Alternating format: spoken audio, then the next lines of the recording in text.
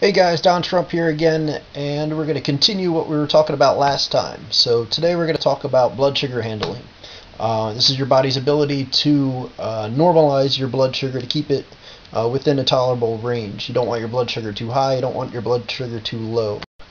Um, this is a modified version of the last figure we talked about.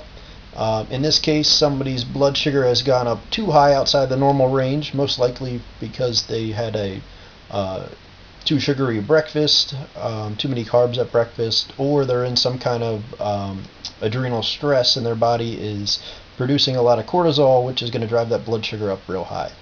The degree that you go above this normal range before there's a response of insulin to downregulate your blood sugar is how insulin resistant you are. So when you're insulin resistant, your muscles and liver are not able to take that blood sugar in, and it doesn't respond to the insulin, and basically it puts it into fat cells around your ilium, around the hip bones, which basically people call their muffin top.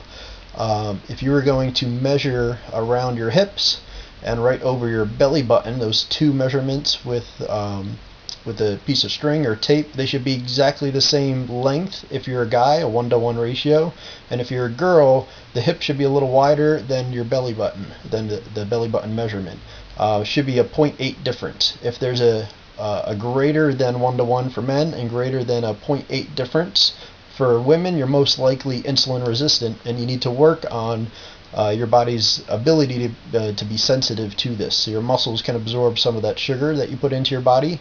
Obviously, you need to have less sugar in your body, and your liver's ability to absorb some of that sugar too. So, like we talked about last time, your blood sugar is going to respond to insulin and come down. Come down too far, you're going to hit some threshold.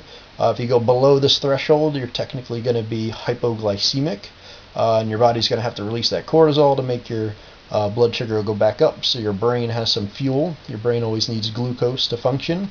Again, if your body, your muscles, and your liver are not responding, then your blood sugar is going to go up too high, insulin's going to get released, and then you're going to ride that roller coaster back down again. And then you get that second cortisol release later in the afternoon.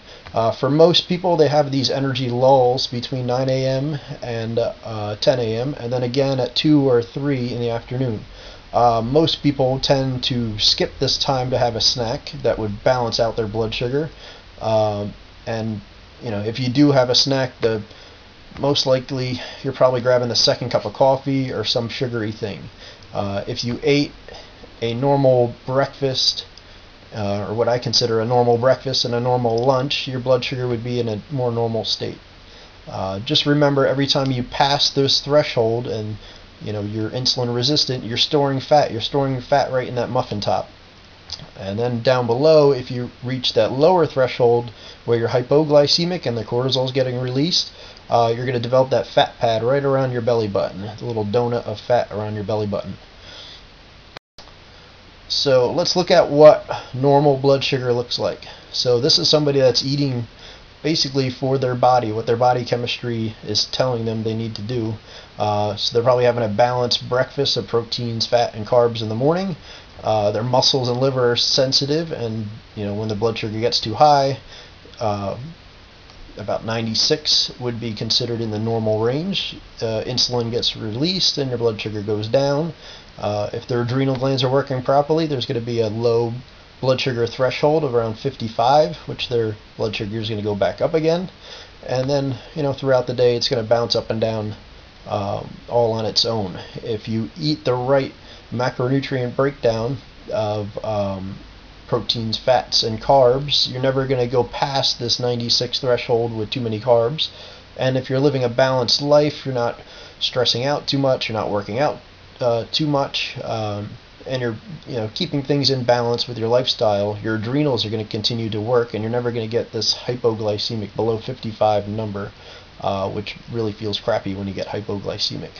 I did say that cortisol gets released at this bottom threshold, but not into a degree that will store that body fat right around your belly button.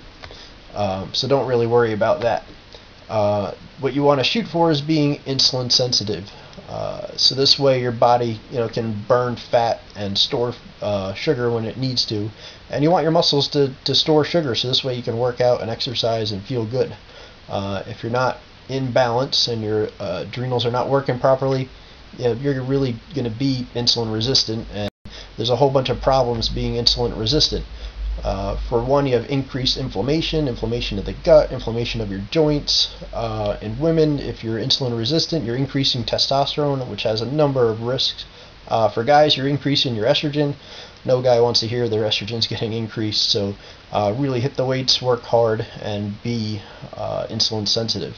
Another thing on here, if you're insulin resistant, you have oxidative stress to your body. So basically this is free radical damage to your body, which increases the risk of cancer.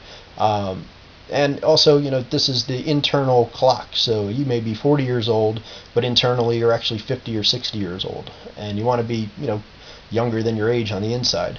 It increases cholesterol, increases blood pressure. I don't know how many people here are on these medications for this, where really they need to balance their body out in terms of what they eat and their lifestyle, so this way they're not too stressed.